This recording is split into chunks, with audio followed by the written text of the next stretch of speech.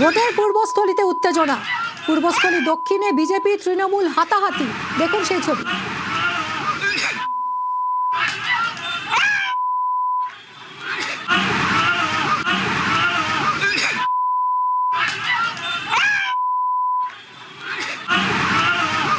BJP প্রার্থী Prankrishna তাপাদারের rally ঘিরে উত্তেজনা। সমুদ্রগড়ে তৃণমূল পার্টি অফিসের সামনে ঝামেলা। তৃণমূল বিজেপি কর্মীদের মধ্যে বচসা, মারামারি, বাইক ভাঙচুর।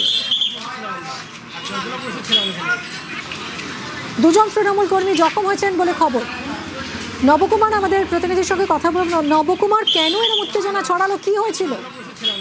দেখো, বিষয়টা হচ্ছে পারমিশন করা যে র্যালি, সেখানে পুলিশ স্কোয়াড থাকে এবং সেইভাবে বিজেপি প্রার্থী তার জেলা প্রেসিডেন্ট সিদ্দিকুর বসুকে নিয়ে সে র্যালি করে যাচ্ছে। ইতিমধ্যে যখন সমুদ্রপাড়ে নসরতপুর পঞ্চায়েতের পাশে পার্টি অফিস তৃণমূলের আছে, সেখানে তৃণমূল সূত্রে খবর যে তাদেরকে দেখে তারা কটূক্তি করে এবং সেখানে জুতো ছুঁড়ে মারে।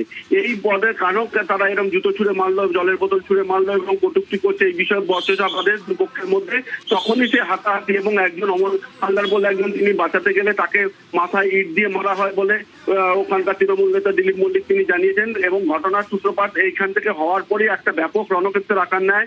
আশেপাশের বেশ কিছু টোটো এবং বাইক ভেঙে চুরে দেওয়া হয়, কিন্তু সর্বোপরি যেখানে পুলিশ প্রশাসন সেখানে স্পট করা সত্ত্বেও সেখানে এরকম কেন ঘটনা ঘটলো এই নিয়ে প্রশ্ন হচ্ছে। কিন্তু ইতিমধ্যে দুজন আহতকে কালনা হসপিটালে নিয়ে আসা হয়েছে, প্রাথমিক চিকিৎসা চলছে। মিমি,